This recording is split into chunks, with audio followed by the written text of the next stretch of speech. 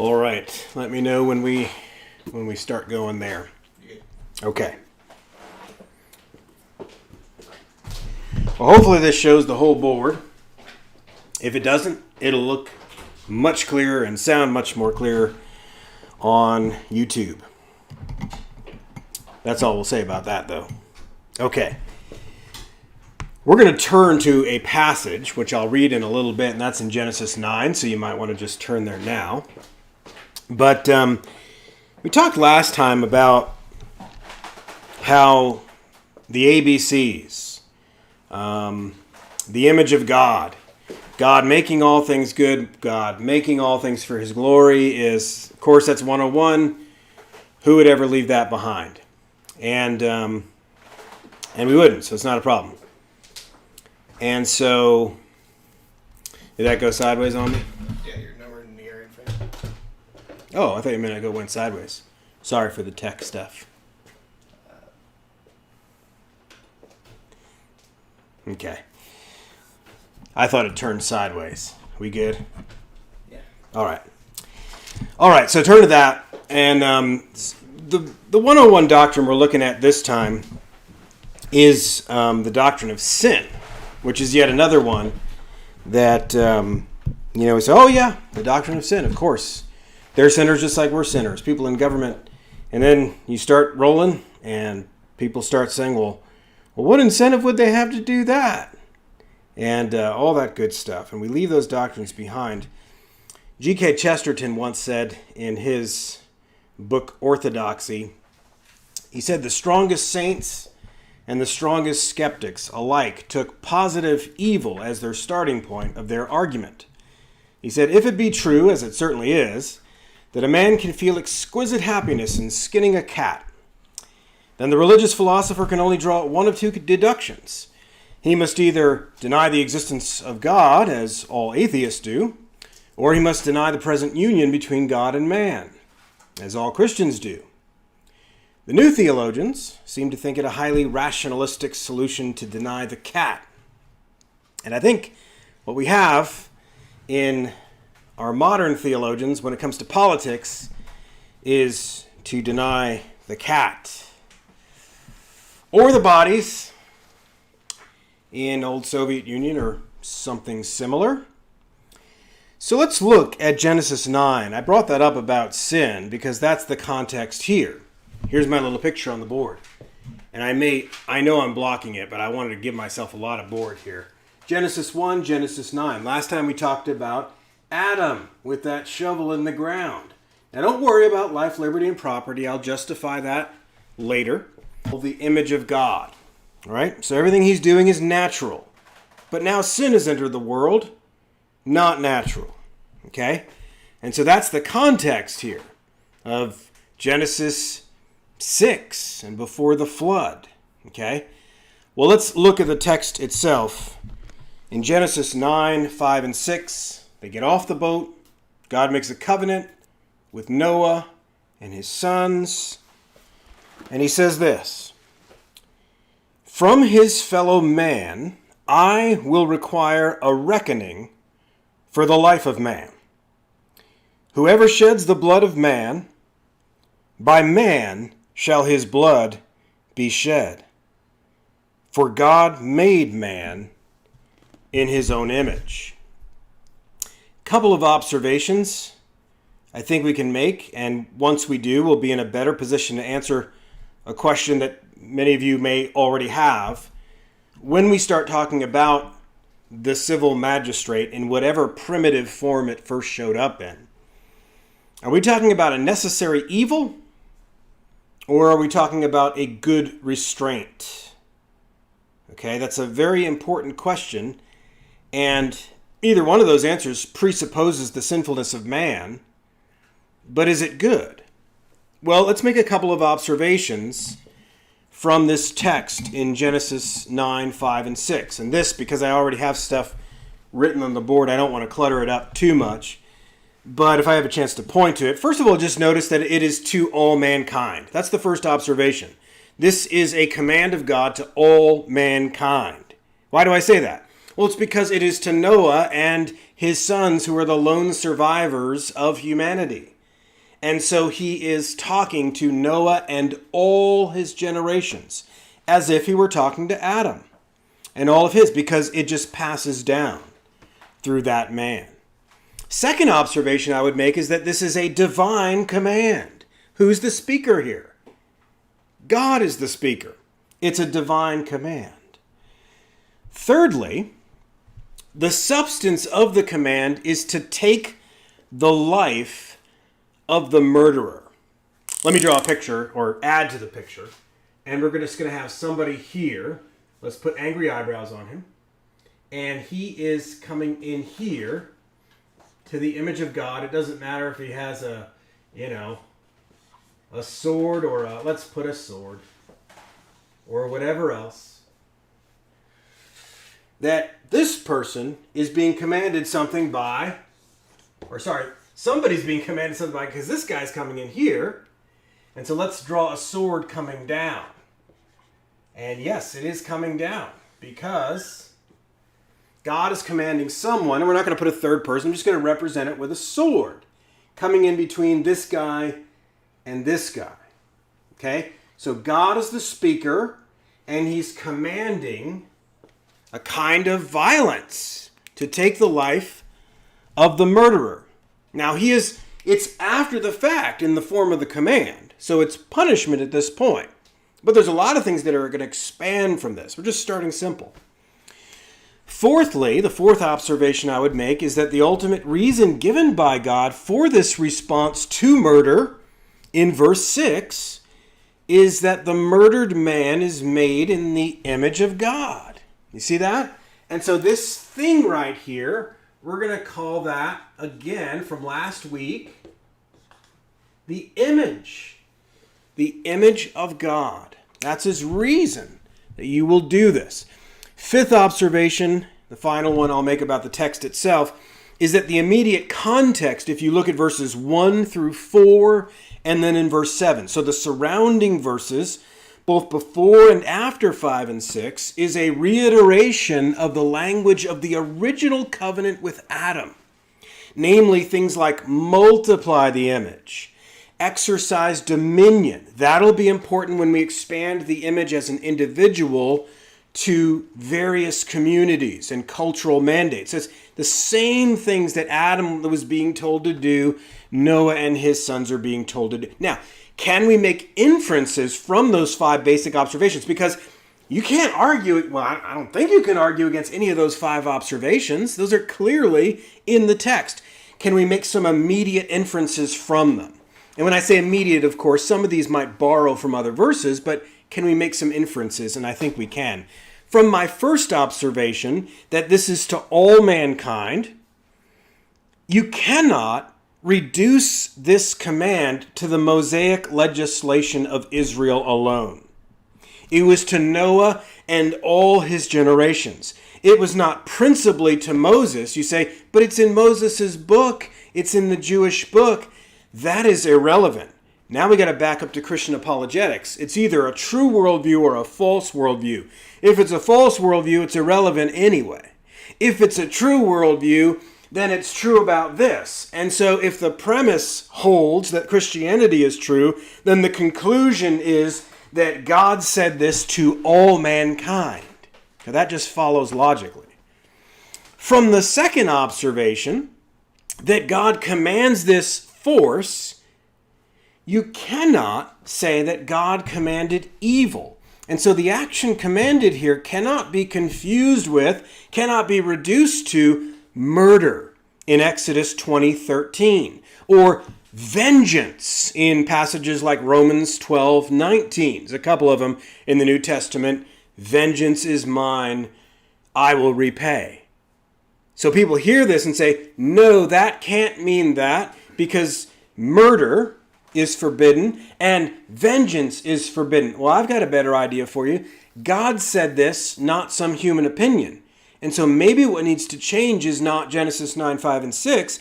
Maybe what needs to change is your definition of murder and vengeance.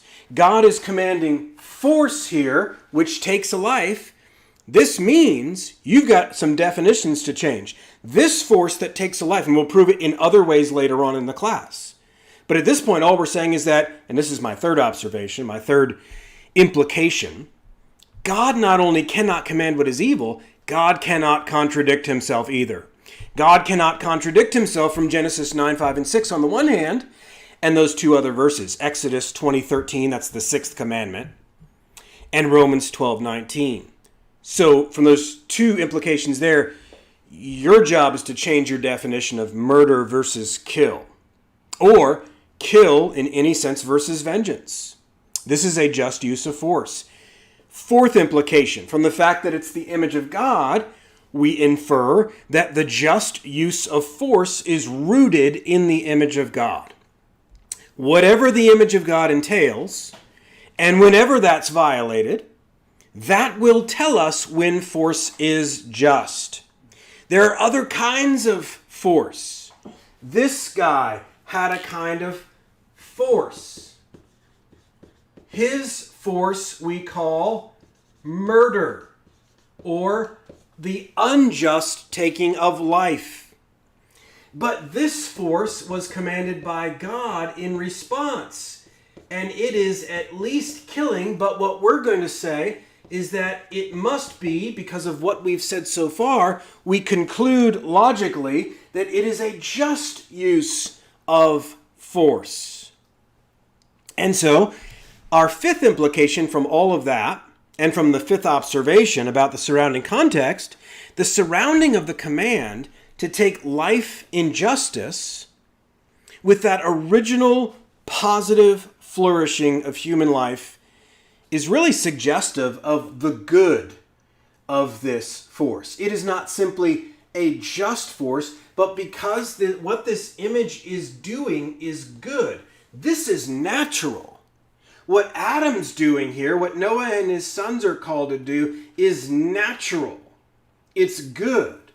And so to protect that image from doing these things against that force is not just a just force, but is a life-preserving force.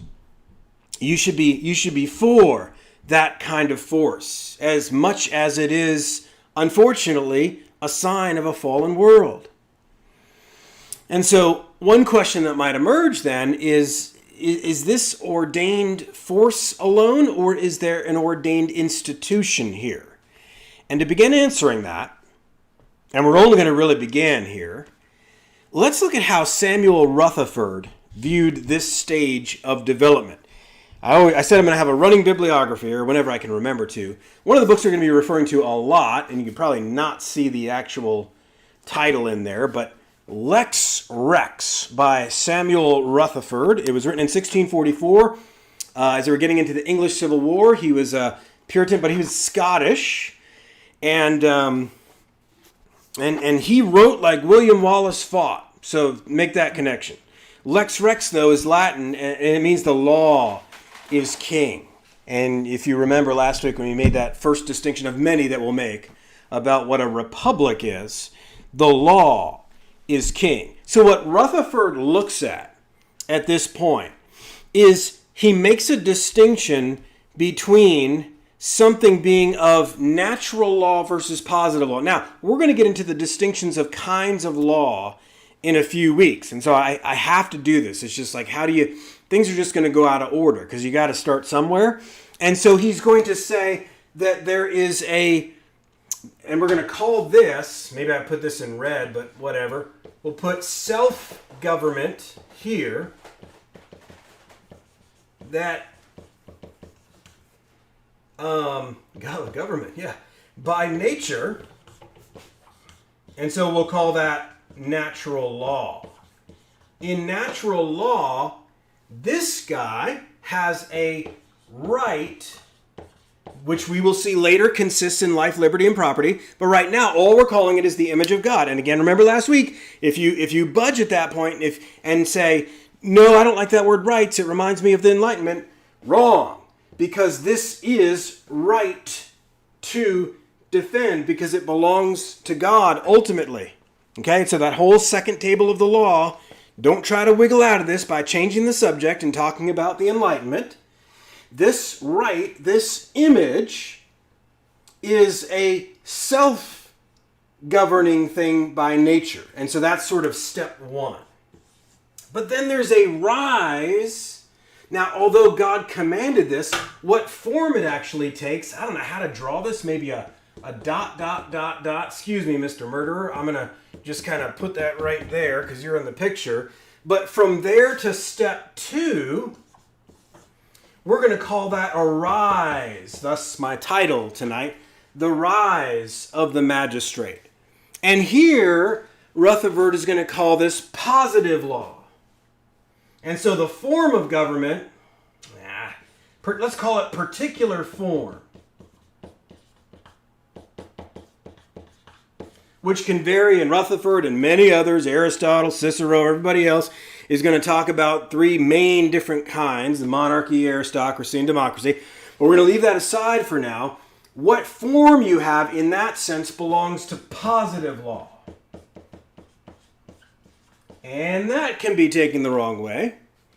But what we're saying over here is that Adam or Noah, and Rutherford said, quote, that a power of making laws is given by God as a property flowing from nature.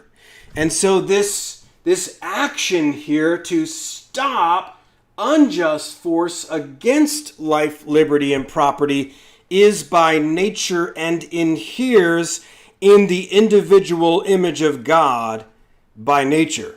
Which image of God? If it's an image of God, him too. All images of God.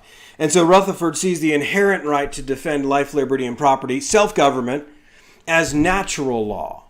And the devolving out of power over in the hands of one or more rulers, or civil government, that's what I should have called it, particular form, but civil government, in the specific circumstances of each nation is positive law. And so the rise from nature to magistrate per se, he's going to call with Plato, he cites Plato at that point, a secondary law of nature.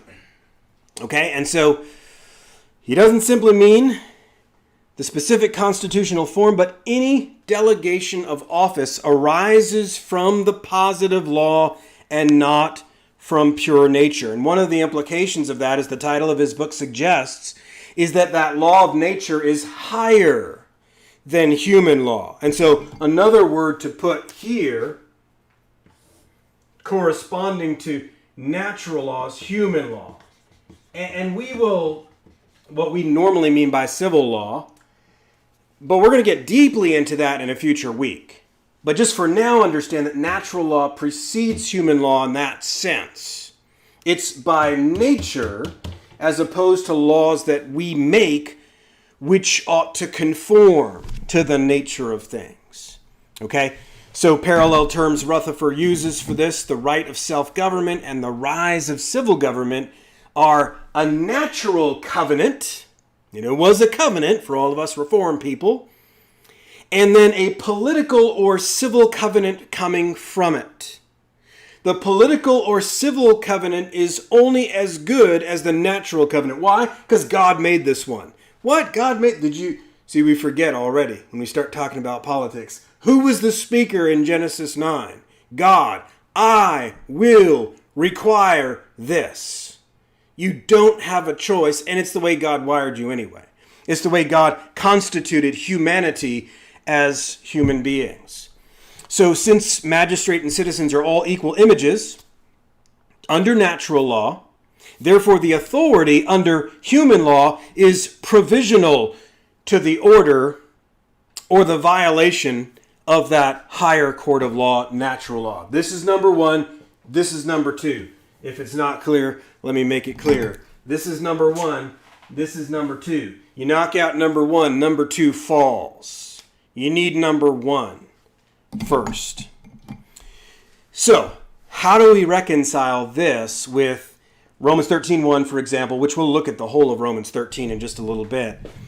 How do we reconcile this with, there is no authority except from God? Well, we already got that part, so that's consistent.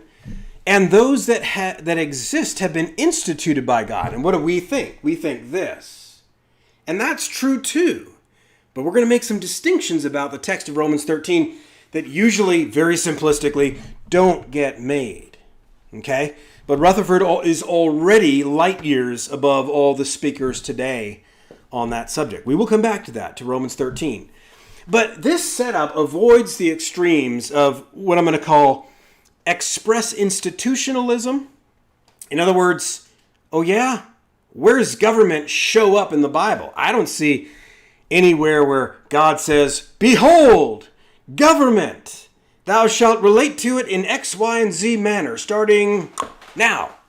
I don't see that, and I certainly don't see it in Genesis 9. That's why I call it express institutionalism. In order to be instituted, God must have stamped on the box government and said, maybe I'm from the government, I'm here to help, Noah, or you should say that, or something like that. No, that's not the way that's not how we interpret the Bible, first of all. On the other extreme, rational contract voluntarism, as in the Enlightenment. So in other words, in lieu of that, if I don't see that anywhere, you see, so the second really follows the first. Since I don't see a divine ordination of government, well then man must have arisen on his own from a state of nature to create government A through Z. And in the Enlightenment, you get the rise of state of nature theory. It was already there, but they were operating from a biblical framework. But outside of that, you have Hobbes and Locke and Rousseau, and you get the sense that man, and Locke wasn't really guilty of this, as he's often pegged at, but certainly Hobbes and Rousseau, you have man starting the blueprint from A to Z. And so we're going to steer between those extremes. And we're going to interpret the Bible in this subject the same way that we've matured, hopefully, to interpret it in other subjects. Okay, let's look at Romans 13. Turn to Romans 13, design language versus decree language. This is where the rubber meets the road. There's a lot wrong here. Let's see, how do I draw a picture here? Well, one way I want to draw a picture, and you're going to have to use your imagination and remember last week as we move from left to right from the Tower of Babel on, and we look at the distortion under sin, the distortion of the civil sphere. And we're just going to take this sword and we're going to just, let's just throw it over here. And that sword is going to show up again. It already has in unjust ways. But it's Paul's choice metaphor.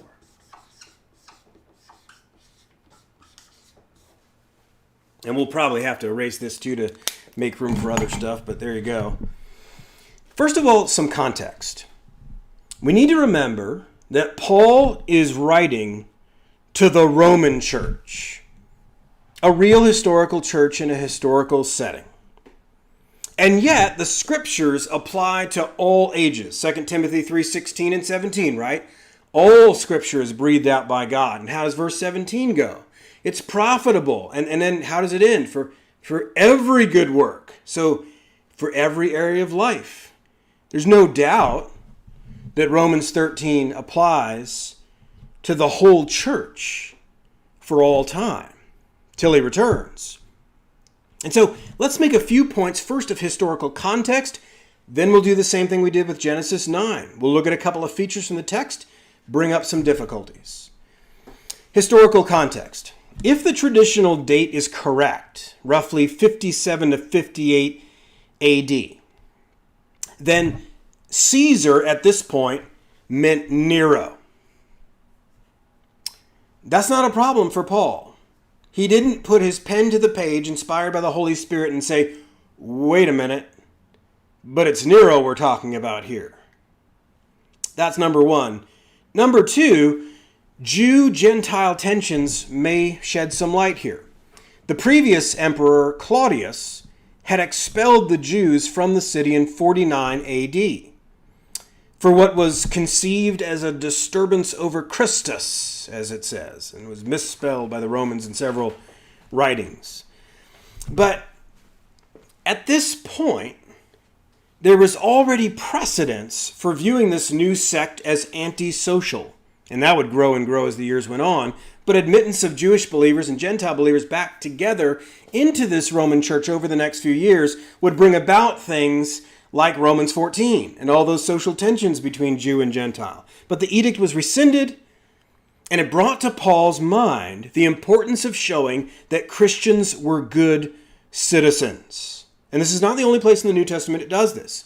But he really wants to stress it here. I mean, if you're scratching your head when you're going through Romans and you look doctrine, doctrine, doctrine, all the cool Reformed stuff, he goes to practice in chapter 12, I'm still pretty cool. Boom! Out of nowhere. Government. What's up? What is going on? It doesn't come out of nowhere. He's writing to the church in the capital of the empire. And he wants to show them, and through them to show Caesar, that we are not bad citizens, we are your best citizens. Okay? So on to the features of the passage itself. As you're just soaking that in, you might think already, okay, that gives me some historic context for why this may not be everything the Bible has to say about government and the citizen. But he had a very particular mission that he wanted them on. And that applies to us too. Now on to the passage itself. I'm going to make a distinction between decree language and design language. Now here, let's go decree up here. Simply meaning, in a speech bubble, simply meaning the decree of God that all things that happen, Ephesians 1:11, Daniel 4:35, Romans 11:36, that all things that come to pass are according to the counsel of his will, including who is in every single office. That's what I mean by decree language. In other words, as I'm reading Romans 13, I see Paul talking about God's decree. Is that all you see? Here's another word, and I'm going to put dotted line around this to signify that the sword, which is a metaphor anyway, that the sword, or the office, in other words, and its function, is a thing with a nature. And Paul is also talking about that. He's doing these at the same time. It's not one versus the other. God has decreed every single king and form of government in history. He causes kings to rise and fall and so forth. And God has ordained and designed government to do certain things and not other things. They're both going on. Any view of Romans 13 that doesn't take both into account is an incomplete and immature exegesis of the text. Paul's various words about authorities, the thing itself, being from God, the source of the thing, from God. Words like terror and judgment and wrath, or even God's servant for your good. These are all words that are both decree language and design language. What do we hear today from pietistic interpretations of this passage? Or let's just go all out and say it, from statist interpretations of this passage. You hear all decree and no design. Because the decree, the design's none of your business. You just say, thank you, sir, and may I have another. Because that's what the decree part's saying. Is it? Okay, so when Paul speaks of these things, is he talking about God's decree, or is he also talking about design? In other words, that each of these things is what it is, objectively. And as I said, most theologians and commentators throughout church history recognize that both are in play, because they're theologians and commentators that are worth remembering. Most pastors today skip all that hard thinking and skim quickly over it, reading it as if it is only a fatalistic decree, a blank check to the state, a proclamation of intimidation to the church, to get back in your hole, get back in the corner, grovel in your chains, and to stop asking questions. And that is not how this text has traditionally been understood throughout church history. There's been a statist tradition in church history, no doubt. but that tradition can be clearly traced back to the motives of statists, and the best theologians have never held to it. And so those are important historical contextual points. Let's look at the text itself now. Romans 13, starting in verse 1, and I'll go all the way to verse 7. Let every person be subject to the governing authorities, for there is no authority except from God, and those that exist have been instituted by God.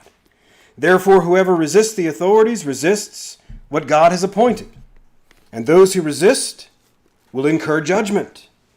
For rulers are not a terror to good conduct, but to bad. Would you have no fear of the one who is in authority? Then do what is good, and you will receive his approval, for he is God's servant for your good.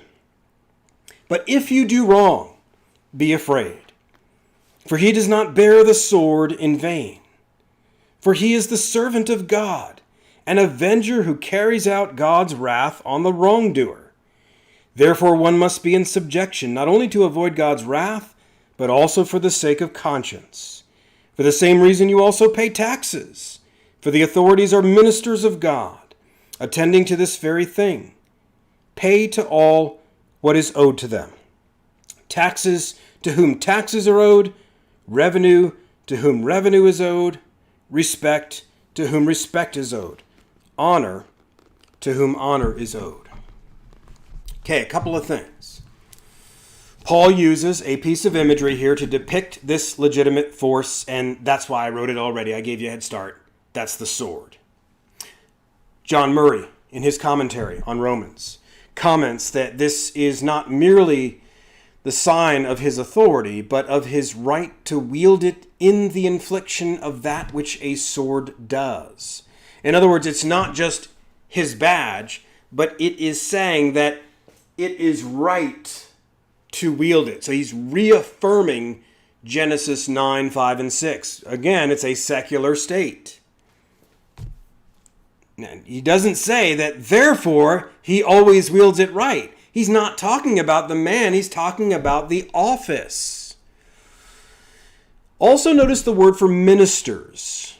Liturgoi, the plural, is different in verse 6 than the other two uses of servant in verse 4, which is the more neutral, not neutral, but the more common diakonos that we get deacon from. And is there any significance to that? Because in the other one, it would be more religious word for servant, kind of like a priest. So from that word, there's sort of a connotation of a religious kind of service. Paul isn't suggesting that we mix those offices, but he is trying to make a point that he is God's minister or servant. And it's used in that way throughout the New Testament. I've got about a dozen verses here, but I won't bore you with those citations. And so there's no doubt that both the office, the servant, and the function, the sword, are depicted as a divine design for executing justice. And that makes sense in light of Genesis 9, 5, and 6. I will require it. What do people hear without the context? All they hear is, yeah, that sword waving is cool or powerful, and whatever he does, he's God. Okay? That has nothing to do with anything. Okay? But if you read it out of, if all you do is only reach out for your Romans 13 cookie jar off the shelf when you want to get people to stop talking about politics because it makes you uncomfortable, and you reach for it and says, you see, Paul says shut up or he'll cut you. I don't think that's what Paul's saying. There's historical context, there's design language, and not just decree language. So treat the Bible more responsibly. We'll have more to say about this to continue to make the case. But let me further just absolutely annihilate and crush your hopes and dreams of interpreting Romans 13 that way with a couple of questions that you may not have thought of and which will positively depress you because they're that good. And when you hear these and realize, oh, wow, I have not put too much thought into this, you're right, and you should change that. And what I'm going to do here is ask you a couple of choose your own adventure questions. I won't pressure you. I'm just going to throw a couple questions at you, and you tell me. I know I can't hear you out there, but I can hear you. And you tell me. You answer it the way you want to answer it, and we'll see how this goes. Let's apply Romans 13 to the present day, since that's what you want to do, right? Do we apply this to the form of government we are under or not? Okay, Matt's trying to trick me. What do I do? If not, well, then the text doesn't apply. So, of course, you don't want to go there. The only place you can go is yes. Okay? If so, then what form of government do we have?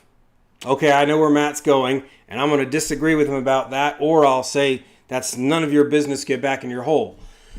Okay, let's assume that's true for a second. It's none of my business, and I'll get back in my hole, but I will shout the next few questions from my hole because they still will present you with the same problems. What form of government do we have today that we can apply this to? If we're to obey today's magistrates, because that's what you're saying. Nice try, Matt. I know we don't have Caesar. You apply it to today's magistrates in today's form. Okay. Which magistrate? Which magistrate should we obey? Well, and this is, if you've ever read Plato's Euthyphro, you've got yourself the same problem. Well, it's what all the gods would agree to. Have you turned on C-SPAN? They don't have that anymore. Have you read Facebook? Politicians don't agree with each other, do they? They don't even agree with themselves from one minute to another. So which competing magistrate would you have me obey? This was a problem in California just a couple of weeks ago. It would be comical if it wasn't so sad that Christian leaders couldn't figure this out. Which competing magistrate? And supposing the reply is, well, it's the one that our form of law says is the highest. Okay? I agree. Let's go there. But our constitutional form says, we the people, that's how the document starts. We the people do ordain this federal government through the agency of the states. Well, where'd you get that from, Matt? Amendments 9 and 10. Read Amendments 9 and 10, which we will in a future week in detail. But the upshot is, from 10, the Bill of Rights are like the 10 Commandments from the people to the Constitution. Congress shall not do this. Congress shall not do that. Congress shall not. Congress shall not. And the 10th Amendment basically says, in case we forgot anything, you can't do that either. If it's not in this document, it's reserved for the states and for the people. We didn't give you that power. We didn't delegate it down to you like a mall security guard that you are. That's what the Bill of Rights say. That's the law. Oh, that's a lot of pie. No, it's the law. You're talking out of both sides of your mouth. No, Matt, I heard from a constitutional scholar that there's this supremacy clause. Glad you brought that up. Article 6, Section 2, and again, we'll talk about that in great detail too, and we'll look at the words. We'll look it up on the board. But the first line talks about this law shall be the supreme law of the land, the Constitution. And how do we read that? The federal government, the people in the federal government, the dude that's got the biggest sword, and any laws pursuant thereof. That's not what it says. Read it again. This Constitution and the laws pursuant thereof. There where? Thereof. The dude with the biggest sword. That's not what it says. Try again. The Constitution. So we can do this all night. We'll go in a circle. But Amendments 9, Amendment 10, and the Supremacy Clause, read with an attention span, will clearly show you that the people, and the state constitutions, if they're good, if they're worth anything, and not all of them are, but Idaho's is pretty good, will show you what Rutherford said, that political power inheres in the people.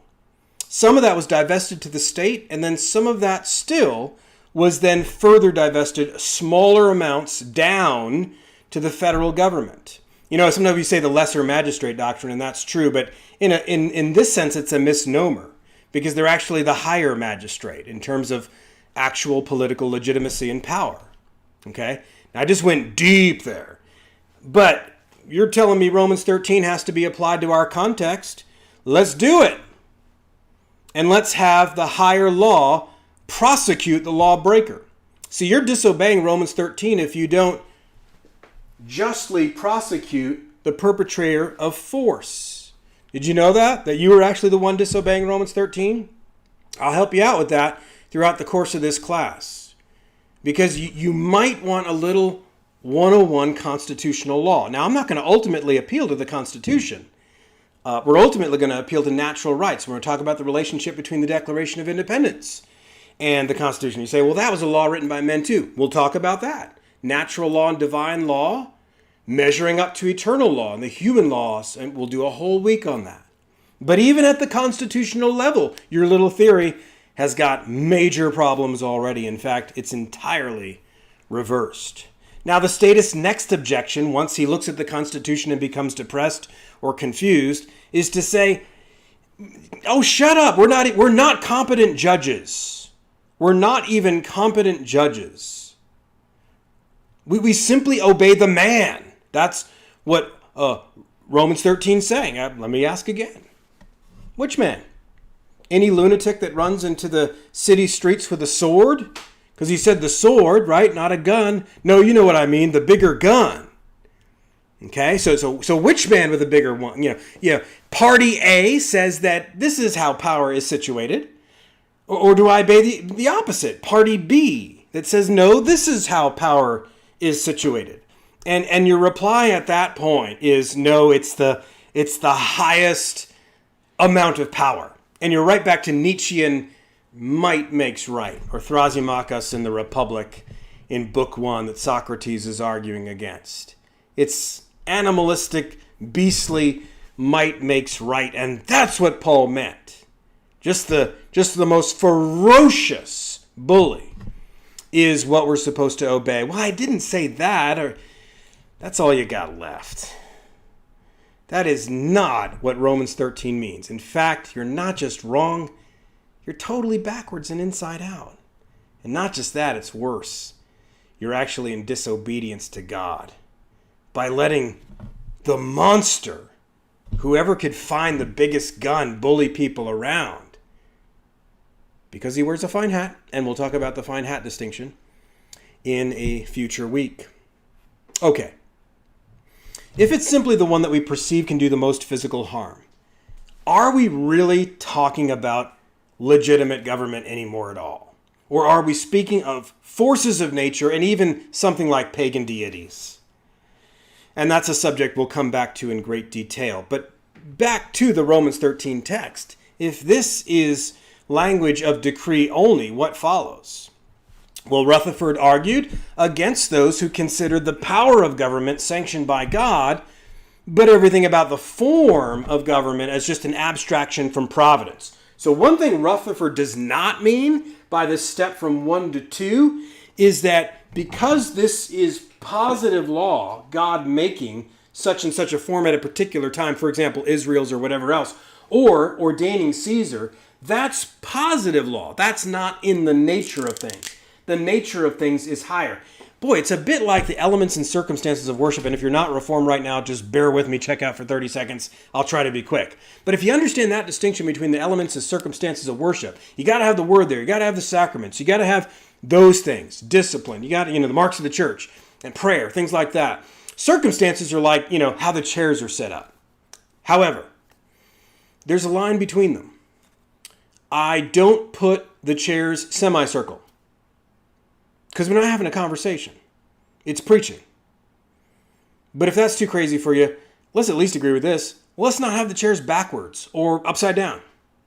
Why? Because that would not be conducive to the elements of worship. So yes, the circumstances are not elements. They're just circumstances. They could be any which way. But can they be any which way? Can they be upside down? Of course not.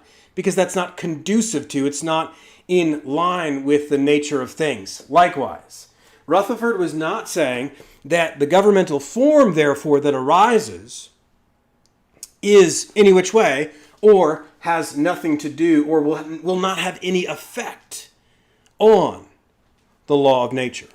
Okay? So he says that when we think like this, this is a great debasing of the Lord's anointed. By the way, we see that about all human authorities. It actually dishonors authorities. It dishonors father, mother, teacher, employer, elder, magistrate. It dishonors them if we say about their duties, those are cheap and common and whatever. We actually can honor them more with a submissive disposition by pointing to the right design when that becomes important. Murray comments again that, quote, "It is not the prerogative of the ruler to deal with all sin, but only with sin registered in the actions which violate the order that the magistrate is appointed to maintain and promote." So, he means second table of the law mostly. Now, we're going to debate now. People are going to say the whole, I'm not going to get into that debate at this point, okay? But all we're trying to say is that if it's a public interest, the civil magistrate is not given to police your thoughts with a sword. He's given to police the end result of thoughts about killing that guy, okay? That's what he's given to do. And Guy Prentice Waters in his commentary here, this is actually in the book of New Testament theology, in his chapter on Romans, he seems to agree with the subjective design language of Romans 13 and saying, quote, "Our obedience to these rulers is not implicit. In other words, both they and we stand under God, and we may never obey human authority when that means disobedience to God." Okay? We'll get into this in the second session when we look at Matthew 22 and the coin. But right now, this is a qualified